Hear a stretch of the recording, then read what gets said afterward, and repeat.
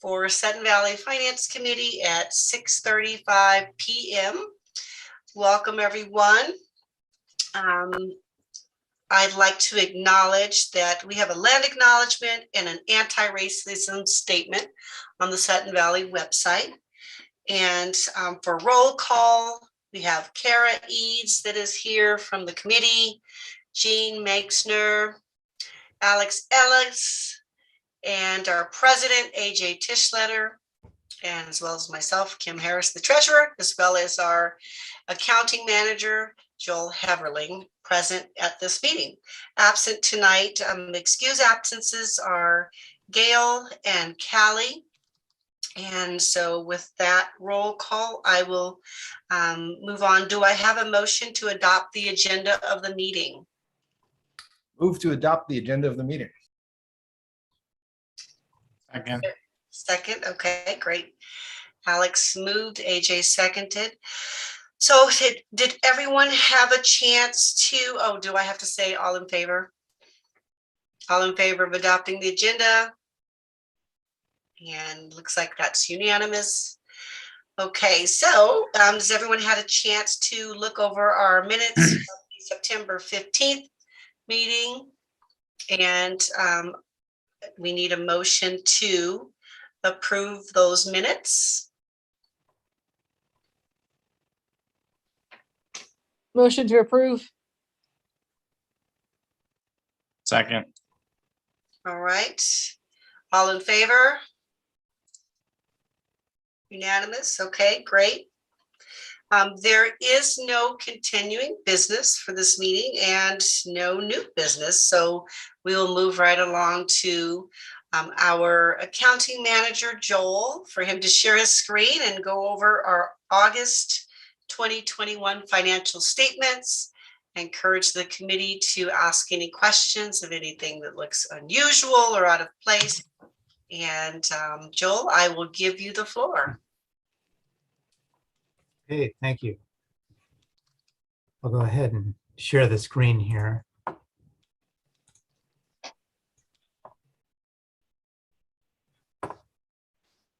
And I take it everyone can see the balance sheet here. Thumbs up. Okay, good. So just quickly going through the balance sheet, really the only notable thing on this, which is a good thing, I talked about this last month, but I'll just mention it again, is the PPP loan. So the SBA formally forgave us of this PPP loan. So that was done in September. So in next month, this liability for this $357,700 will come off. And if you're wondering where it'll show up, basically it's going to show up, and I might as well just go to the next page, the income statement, but it's going to show up on the income statement as a debt forgiveness income line item. So that becomes income to the association in September. So now while we're on the income statement here, so I'll start up. So at this point, since we're, August, basically this deep into the year, we might as well just focus on year to date at this point. So the net income year to date is $403,664. Last year at this time, it was $207,657. Of course, keep in mind last year we also forgave dues for April. So basically we were essentially missing a month of dues. So that makes up part of the difference between 400,000 and essentially 207,000 of last year. Now we're better than budget by almost $211,000 for the year. Last year we were better than budget by $4,560 for the year. One of the good points for the collection rate. So our collection rate is, now keep in mind we budgeted the collection rate to be 95% for the by year end. If we could have a year-to-date collection rate of 95%, we would be tracking according to budget. We're at 95.2% at the end of August. Month to date, so the collection rate for August was 99.5% month to date, which lifted up our year to date from 94.5% in July to 95.2% in August year to date. Joel, question for you on the collection rate, because I was looking at the last sheet where the homes that are behind or past due on dues, and it looked like it was like 300 and something odd homes. How do you calculate the collection rate? Because So with the 300 and something homes behind, I was thinking it was more, the collection rate was lower. Yeah, this collection rate, so the year-to-date collection rate, this is only looking at the dues that we billed for the year, meaning in this case, 2021 dues, and then how much of the 2021 dues have been paid for the year. So it's only focusing just on the 2021 dues. So in this case now it's 95.2%. So when someone is past due, they can also be past due on dues that were from prior years as well. I see. When we recoup those dues from, let's just say someone, they owe some dues that relates to 2020 and they pay that this year, then that does not actually affect this collection rate. It actually, the money then goes to the undesignated reserve account, the UDR account. So, Okay. so the income amounts that you see in here, it only relates to 2021. Okay. Go to the UDR page where you see like bad debt expense being reversed out, so to speak. That's when we're recovering on prior year collections. Okay. So there's no correlation between homes that are past due and the collection rate, because some of that money may be from 2020 is what Oh, you're yes, saying? yes. Okay. Okay. That's still a good rate though. Collection. Oh, this is now in context. So in August, well, of course, I already mentioned August, it was 90. So we finished out the year 2020 at 95.5% collection rate. Now at the end of August of 2020, the year-to-date collection rate was 94.5%. Then we still, usually at this time of the year, even going back to like, July on, that's where we make up ground usually when it comes to the collection rate. So we were at 94.5% in August, and then we still ended out the year at 95.5% at the end of 2020. So at this point, we're at 95.2% already at the end of August 2021. Now I've already calculated the collection rate for September, since I have the numbers to be able to do that. And the month-to-date collection rate in September was 99.2% again, which then increased this number from 95.2 to 95.6. So we're kind of starting to edge up to a 96% collection rate at this point. So that's definitely a good thing. Thank you. Yeah. Now, of course, I haven't mentioned the expense to revenue ratio, which all that is just total expenses divided by total revenues. And in this case, a lower number is what you want to see. That's always a better thing with this ratio. So in July 2021, we had a 85 point, let me see here. So the expense to revenue ratio at the end of August was 86.3% versus at the end of August 2020 was 91.4%. So we would expect to see that since we have greater net income than we did last year at this time, which gives us that lower expense to revenue ratio. Now, the next page, the capital reserve funds page in your addendum to this. All this is doing is just giving you this is a really great snapshot of how much cash you have in these major reserve funds. With the big things, SURF roads, mailboxes, which really kind of affect your dues, capital reserve holding fund as well, UDR, emergency ops, but this doesn't move a whole lot. UDR, this is the fund where if someone pays dues that they owed from years prior to 2021, it comes into this fund in UDR.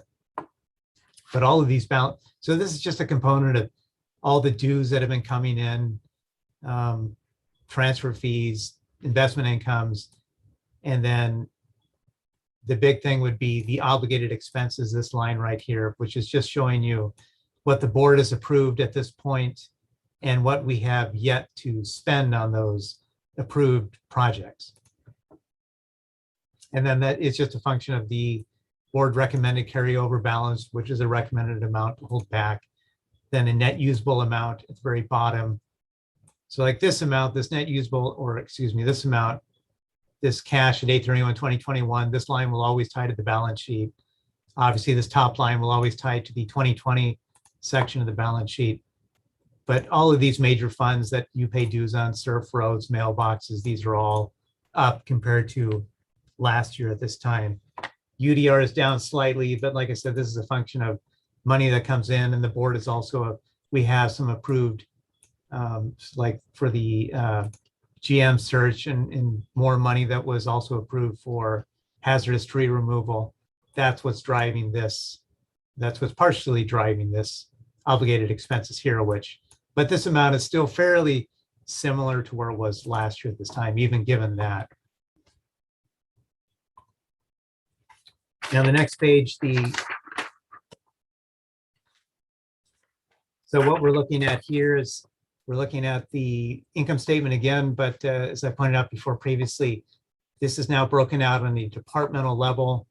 So so the bottom line basically on this is obviously before this UDR, but 38,123 net income. If I were to go right back to the income statement, there it is right there, 38,123.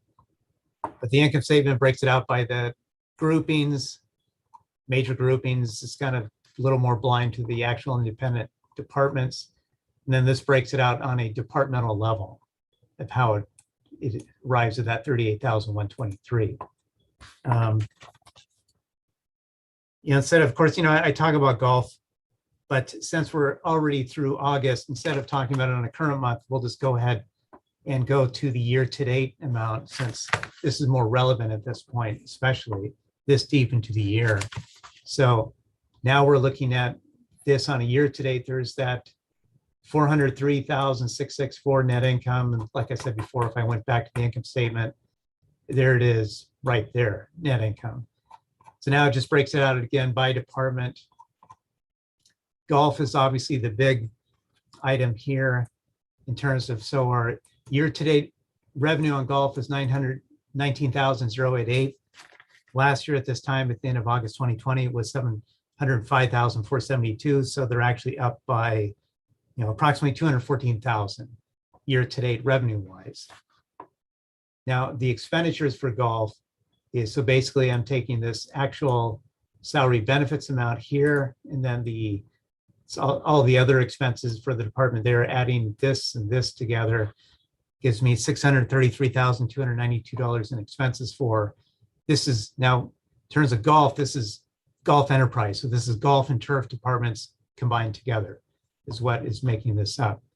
So they had $633,292 in expenses. Last year at this time, they had approximately about $545,000 in expenses. So their expenditures are higher by about $88,820 or so. However, their revenues are so much higher. So their net income right here is real close to 286,000 for the year. Net income at this time at the end of August was $161,000 for the year. So they're actually up by net income by real close to 125,000. They're better than budget by 170,417. Last year, they were better than budget by about 63,000 at this time last year. But the big kind of note also about golf is in terms of this revenue number, where at the end of August, the revenue is, like I said, 919,088. But at the end of September, the revenue has already ticked over $1 million for the year. So at the end of September, the revenue is 1,040,786. So that's a real notable milestone for the golf department to do that. You have to give a cheer to golf.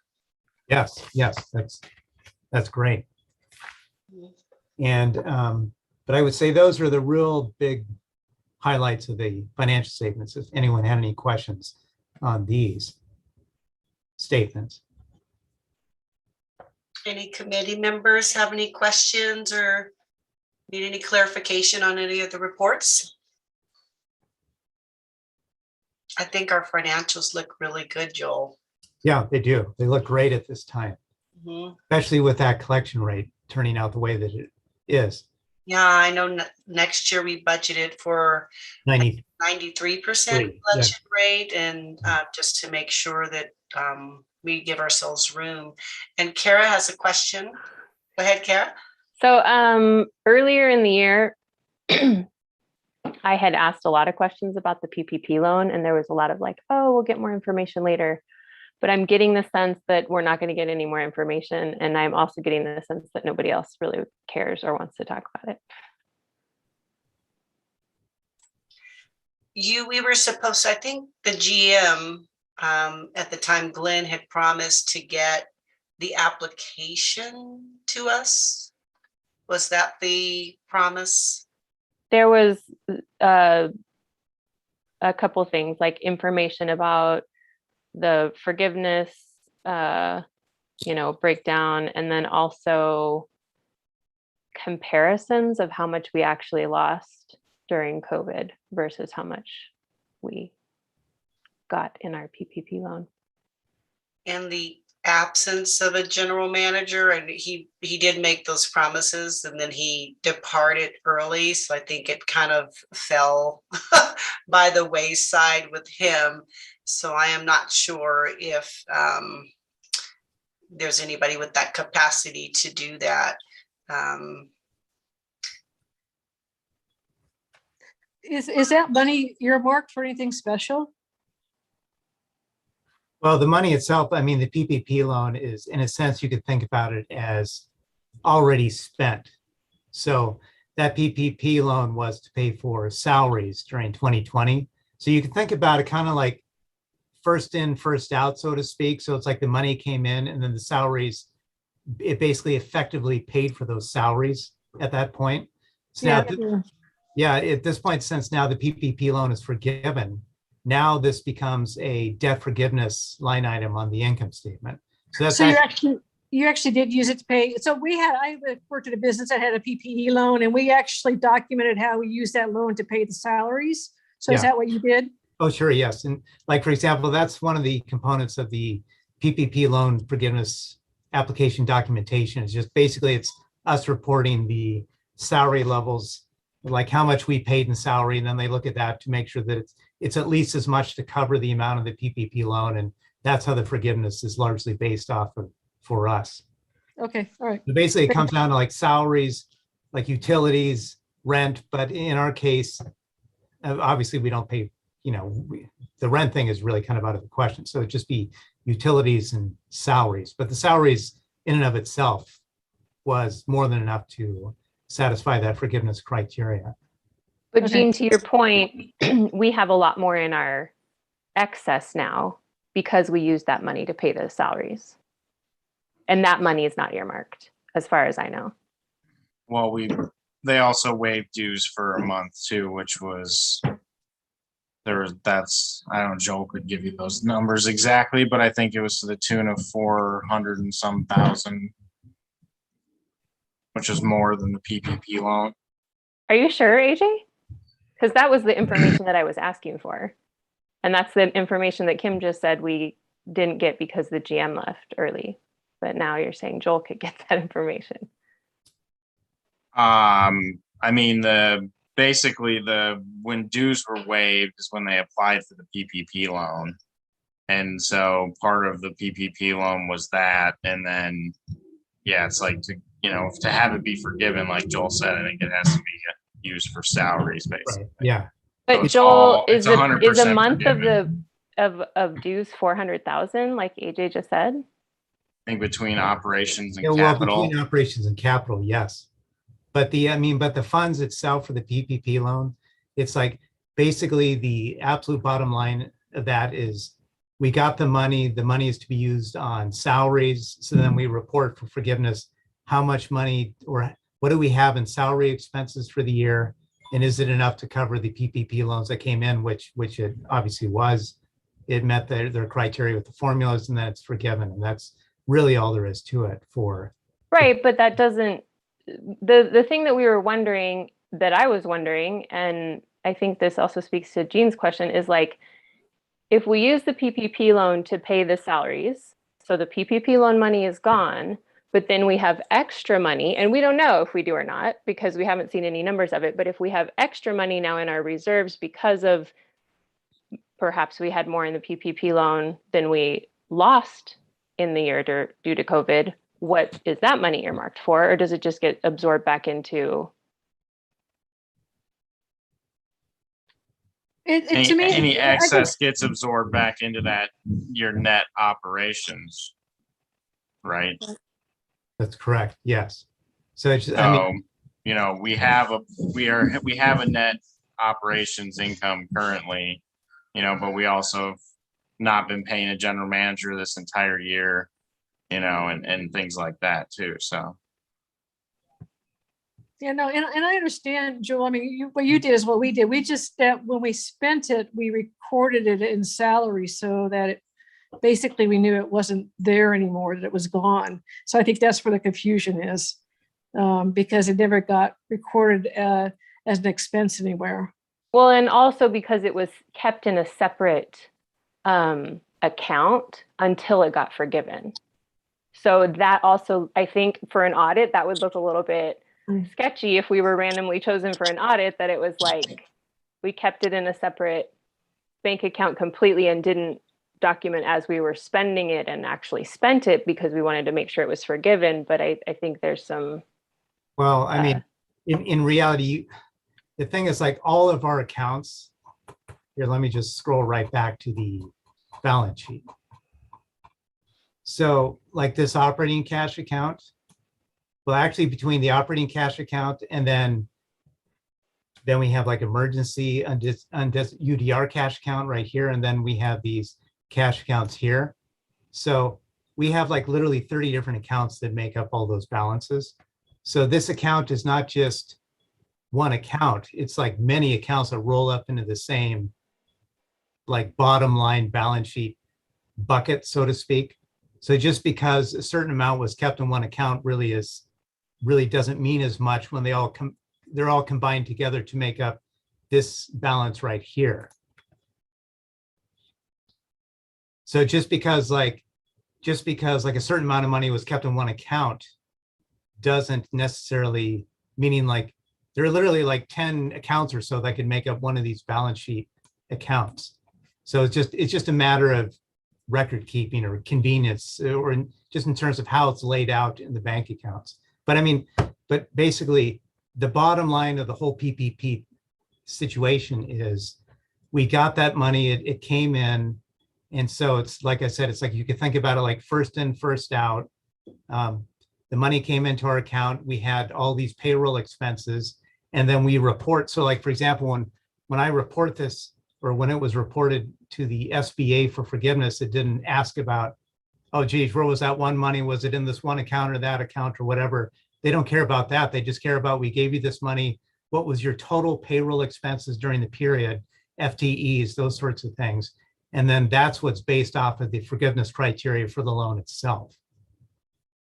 And that's it. Like there are no. I think that's clear. I mean, I'm not asking a question about that, although that was, I thought, a nice offer to see the loan forgiveness amount, just to see it. I mean, the application. But I think for me, it's more the question of like, did we actually lose money on the thing? Did we make money on the thing? If we made money, what's going on with that money? Well, I mean, the thing is, it's like, in terms of like making money, you could only think about it from the standpoint of when the loan actually becomes forgiven, then it becomes a debt forgiveness line item on the income statement. And then it becomes a part of net income surplus. You could think about it at the end of the year. I'm thinking like 2020. How much compared with other years, how much do we lose in 2020? And maybe even 2021. I mean, it might be a more difficult question to think about because who's like, when did the pandemic end? Did it end yet? Are we still losing some money? Are we not? You know, that might be, but like 2019 to 2020 would be the comparison. Well, in 2020, we lost approximately, without playing up the income statements, but it was pretty much around at the level of, I want to say, like 107,000, or it was right around that amount on the actual income statement itself. But like the SBA doesn't really care about that. They just care about we gave you this money. Did you have a certain amount of salary expenses? And then. No, I totally understand that. I'm not asking about the SBA at all. It's just like, if we had, I know that the PPP loan was spent on the things that I trust it was spent on the things that it was meant to be spent per the SBA. But then if we did have, you know, after adding in the 350, if we had only lost 107 and then we got the 357, is it just like next year's finance committee decides where all the funds will be going type of thing? Well, I mean, I think the bottom line is that the PPP forgiveness creates, like I said, it creates a debt forgiveness line item on the income statement. So then at the end of 2021, if we still have a surplus, then it'll be the board's decision what to do with that. Kind of like what they did in 2019, at the end of 2019, when they said, let's apply 100,000 of this to pay down the, the principal portion of the SURF loan. That was last year. Well, I mean, that was last year, yes, but that was pertaining to the 2019 ending. Oh, yeah. So That's what, any excess money we have in the operating budgets goes in that operating cash line item at the top of this page. So it just, and then like, if there's a surplus at the end of the year, that can be, determined, it can just stay in the operating cash fund, or it could be used for something specific. There's nothing like, there's nothing determined with that money or whatever at this point. Is that a GM decision with that? No, that's a board decision like we did the other year. Okay. Just that would be a discussion, like, do you put that money towards the SURF loan? Do you keep it just in the operating fund? So it doesn't, and because I'm trying to get to Kara's question, like that wouldn't be a finance committee decision. That would be a board. Just there were excess funds associated with. I mean, it could be discussed. The discussion can be had at a finance committee too. That would be like, we would wait until the end of the year though, January, to start having that discussion so we know what the surplus is. Mhm.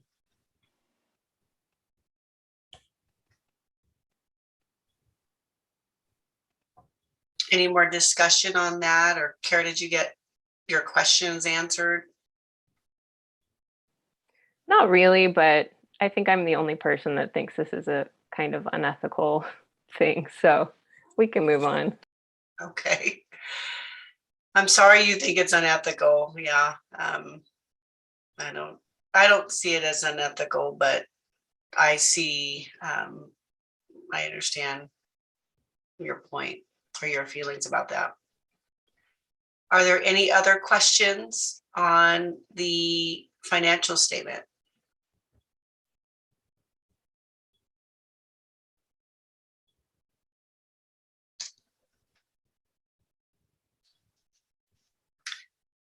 If the committee doesn't have any other questions on the financial statement, we have one audience attendee. And so I will open up the floor to community questions at this point, if there is one.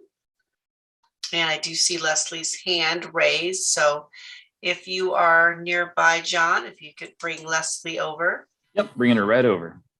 Thank you. Joel, if you could end your screen share, please. Sorry. Yes. Thank you. All right, Leslie, we've got you brought over to the meeting. Thank you. I got a couple of questions, actually. Leslie McRoberts, 2 Caddy Lane. The first ones have to do with professional services and legal expenses. And if you go down to page 7 of 33, where it does list out the different expenses, you will find that the professional services, $161,000 has been overspent for other professional services. What is this for? One contract, I think, isn't it, Joel? You're on mute, Joel. And I'm trying Sorry, yes, that is, I can answer that pretty easily. Yes, hold on, I'm just scrolling to the admin page so I can, Page 7. so, well, I mean, I scrolled down to page 16 is actually where you'll see, this is drilling down to the admin department itself. So yes, this is basically almost, for the most part, the huge lines portion of this is related to Glenn's billings. You also get some other billings like, for any temporary type admin work that goes on the office. But the reason why it's saying that it's so far over budget in that line item is because this line item is not budgeted for an admin. So, so like anything that hits this line item automatically is over budget for that line item.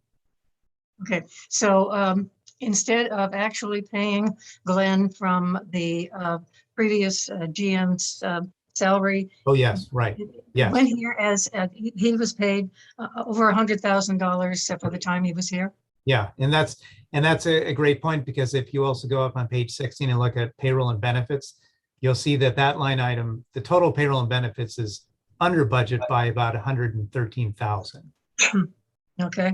Okay, the 100 is for the whole year, but this specific for Glenn is only for about a 2 or 3 month period. The 113,000 is only for the same 8-month time period. Okay. The next question is for the legal services on page 6 of 33. The legal services are $30,000 over for year to date. How can we spend so much on legal services? Richard is our lead negotiator for the union negotiations, so that's something that was not budgeted. Okay, so this is payments for him. So what was it, about January we started with those negotiations? Yeah. Okay, so it's been September now, so that's $30,000 for that amount of time. Okay. I mean, in addition to other things, having to terminate a general manager's contract and everything that went with that, there's been the need for legal services. Okay. What is the status of the 2020 audit? That's on, can answer that. Okay, so the status of the 20, I actually just out of coincidence, of course, I've talked to the auditors a lot more this time of the year, but basically at this point, they're shooting to possibly get the thing issued by the end of the month, by the end of this month. Okay, so basically we're in process at this point? Well, we're actually like, you could almost say we're at the end at this point. It is the middle of October, yes. Yeah. Okay, Meaning the audit is at the end. Like we're literally at the last ending stages, like I'm proofing the audited financial statements like we're at that stage of it. okay. All right, and you're going to bring the report to the board? Oh, sure, yeah. When they're done? Yeah, okay, that's good. And one of the things that I'm used to seeing is the capital expenditures sheets for SURF and roads and mailboxes and UDR.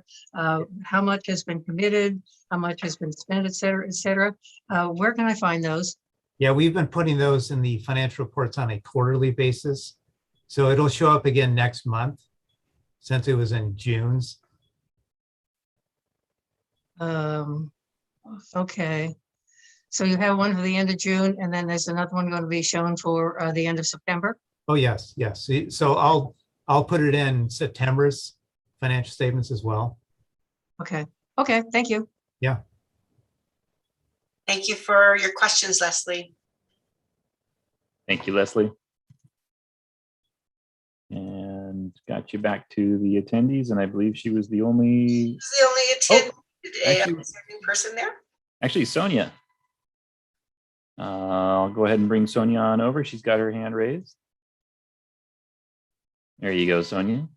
Hey, can you hear me? Sure Oh, can. shoot. Oh, okay. Sorry. I accidentally muted it instead of opening my mic. So I wanted to address a couple of things. Kara, I just want to assure you it's not anything that's occurred with the PPP loan since it has happened has not been unethical. The way that it was applied for behind the scenes and without the entire board being aware of it that was unethical. And I think that that's what you're expressing concern about. Um, so you're kind of talking 2 points, and I think that we can maybe help you out on some of that. But one is that you're wondering what was our real loss last year compared to what's our loss this year, or our end over year earnings, comparison. And I think we can put those comparisons together so that you can actually see that, because I think what you're looking at, you're wondering, if I'm interpreting this correctly, is that, what did we really lose last year by waiving 1 month of dues? Did this PPP money actually make up for that? And then on top of that, where are we in comparison to this year? And then what are the plans for that? The reality is, as Joel and AJ explained, that's not extra money in the sense that it's extra, right? We're recouping a loss. That's what those funds are. So the money that you're seeing up this year, like AJ was saying, that's because we're not spending in other areas. I hope that helps that. And then I honestly have to just make a comment, because I'm amazed that Leslie's insulted regarding the attorney fees, considering that a lot of them happened because of actions of the board that she ran over the last several years. So it's kind of a little ironic to me that she finds that, I don't know, offensive. But maybe if that board had acted a little more ethically, the current board would not be now having to incur these additional expenses. Just thought I'd throw that in there. Thanks, Sonia. Appreciate your Okay, thank you. extra information. All right, goodbye. Thank you, Sonia. Gone ahead and returned you to the participants as well. Leslie has her hand raised again. Shall we go ahead and bring her over one more time? All right. Leslie, I've got you brought into the meeting here, and go ahead and unmute. So much. I have a little problem with the claims that what happened with previous boards was unethical. Nothing has been shown as being unethical at this point. And I think that if perhaps we could listen in on all of the closed sessions, we might understand what was going on. But there has been no evidence that anything unethical was done by previous boards. Thank you. All right, thank you, Leslie. I'll go ahead and return you again to the participants here, or to the attendees. All right, that seems to be all of our comments. Oh, Kim, I think you're muted. That's the saying for the pandemic. When people are talking, you're muted. Okay, so so with our community questions, comment section coming to a close, we are at the end of our meeting. Do I have a motion to close the meeting? And also just to mention, the bylaws state that the finance committee is to meet a minimum of 10 times a year. So this will be our last meeting this year. So for those of you who will not be returning to the finance committee, if you choose not to next year, I want to thank you all for your service and for your time this year, attending meetings, going over all the multiple pages of financial documents, and for stepping up for our community and giving your time to serve and help keep track of our finances. So I want to thank you all. And if I'm the treasurer next year, I hope you all will reapply. And I thank you for your time. And do we? Thanks, Kim. Yeah. Thank you. Thanks, Kim. You're doing a good job. Yeah, thank you, Kim, for your leadership. And do we have a motion to close the meeting? Move to adjourn. Second it. All right. Good night, everybody. Have a good night, everyone. Night. Night, everybody. Thanks.